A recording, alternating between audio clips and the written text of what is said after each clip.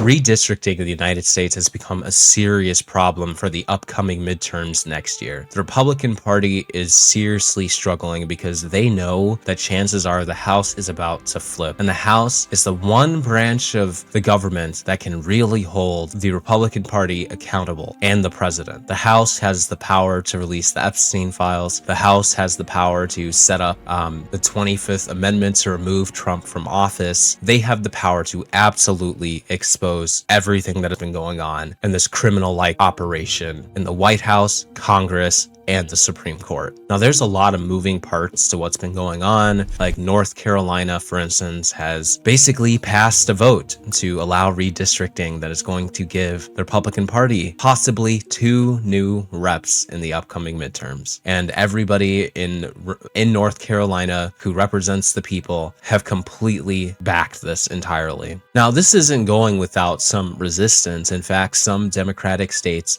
have decided to stand their ground and do the exact same thing if they've been forced into it. We'll talk about some of those states and more later on in this video. But there's also been one key red state who has completely rejected the idea of redistricting, though Trump and several others are trying to get them to change their minds, trying to effectively force them to enable cheating. But right now, it's looking like it's not going to happen.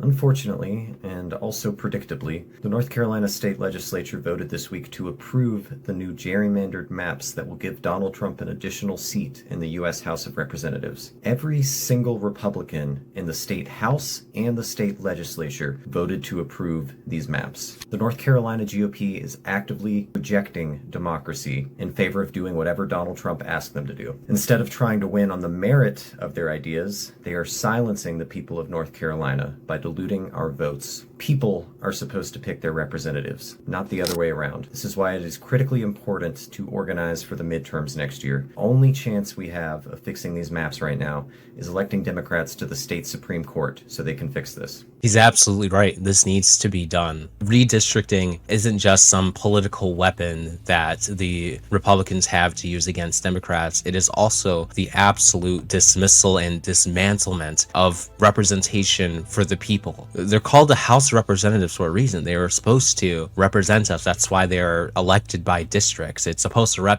represent people from those districts. And when they take that away by gerrymandering, by pushing people into districts that they're not a part of, and then isolating votes in other areas to give one party an advantage in the selection of the representative, you have effectively taken away our voting rights. You effectively taking away our voices almost entirely.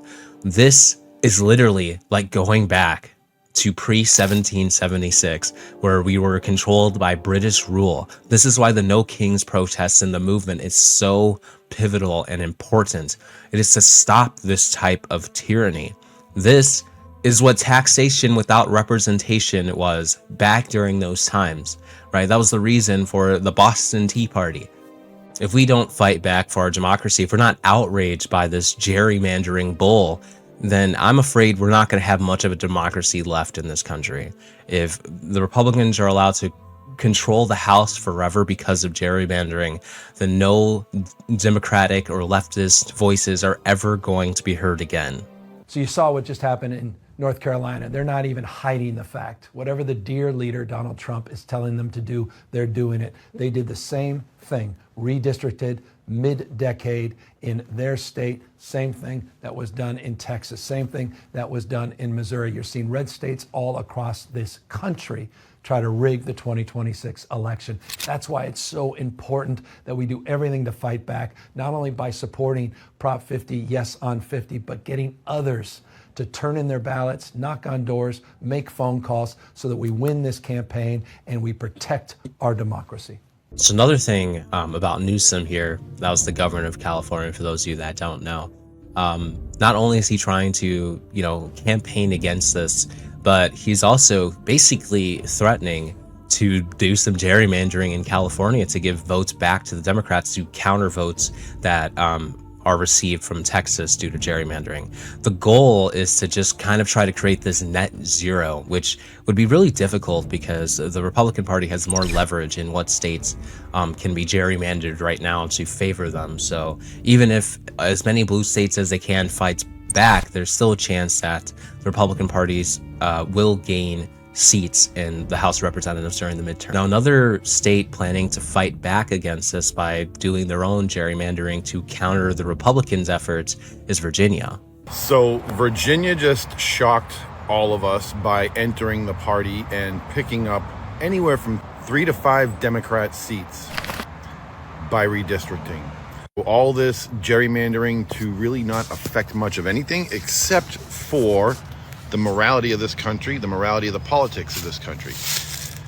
So my question is, since our morality is already into question, and there's already clear divide that states want things run a certain way versus other ways, what are we waiting for?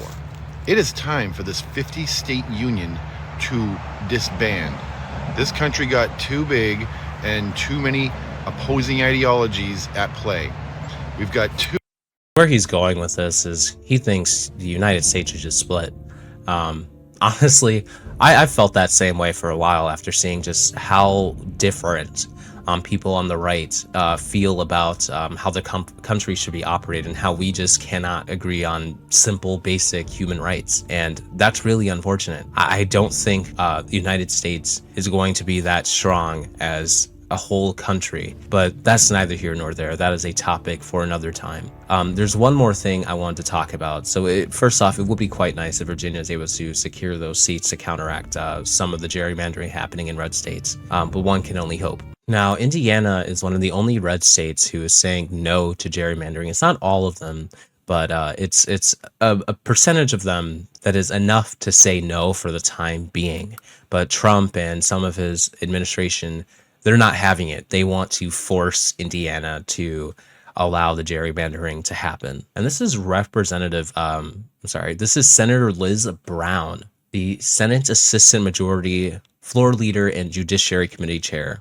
This is her thoughts on it, and they are honestly absolutely disgusting. She says, I was the first senator to publicly support redistricting back in August. That's not something she should be proud of. She wrote, Governor Braun, call us into session. Let's get this done. She said, too, that Hoosiers should call your senator, state rep, and educate others on the need to redistrict. Brown is also running a radio ad in support of redistricting in Fort Wayne. Later on Wednesday, Senator Chris Garton of Charlestown made his support for redistricting public. I fully support redistricting in Indiana and have been in support since day one. Out of respect for caucus deliberations, I haven't made a public statement, but my colleagues and the constituents I've spoken to have known where I stand. So these assholes are in favor of basically rigging the elections, rigging the system so that they get more favorable votes, which is fucking bullshit. You're taking power away from the people and giving it to yourselves, which is the exact opposite of what the House of Representatives is supposed to do.